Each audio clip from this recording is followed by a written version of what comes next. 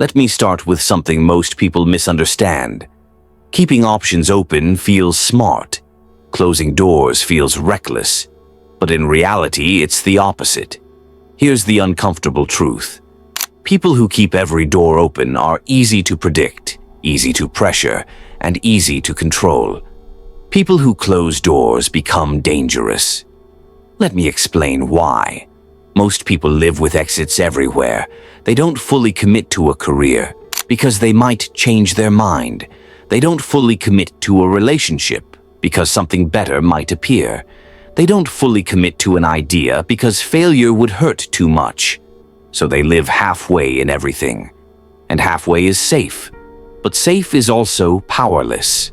Now here's the key idea. An open door is leverage for everyone except you. When people know you have alternatives, you feel flexible. But when people know you need those alternatives, they sense hesitation.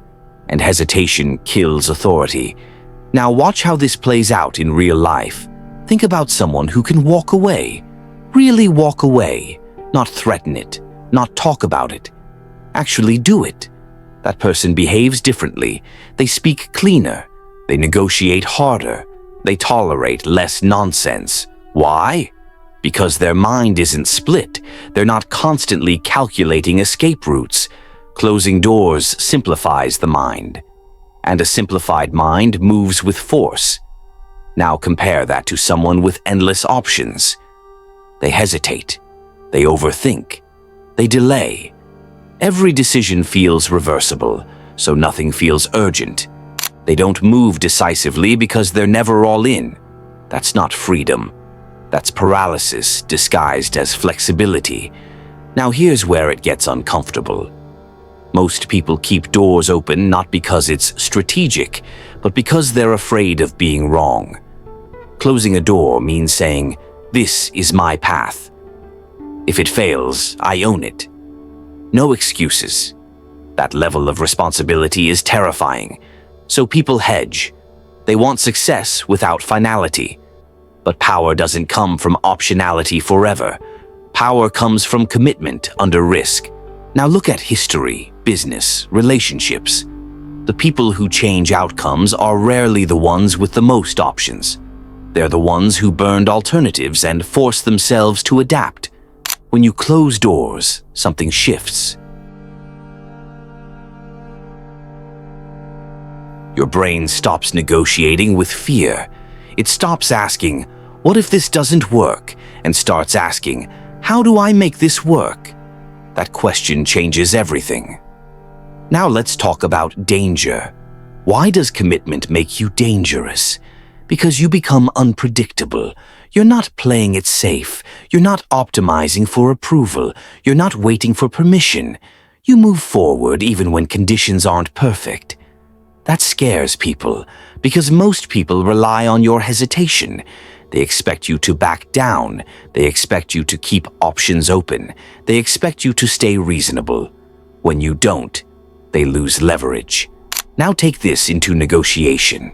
The person willing to walk away has power, not because they're aggressive, but because they're not dependent.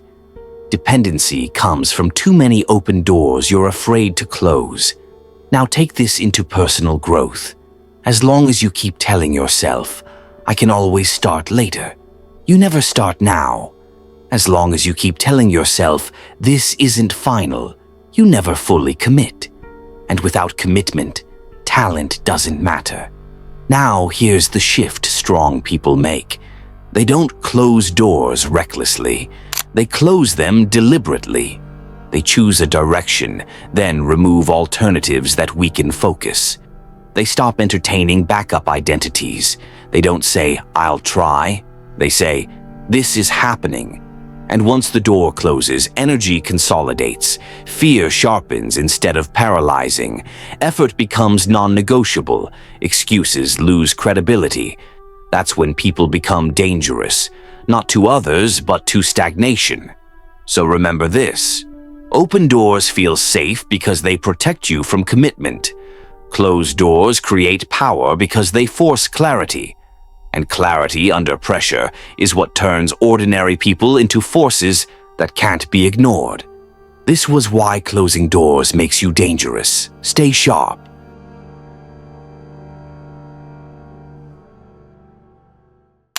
Thanks for spending time with us. If this sparked a new way of thinking, hit like and subscribe to keep the ideas flowing. And don't forget, check the description for the links to the original books and resources we used today. We'll see you in the next one.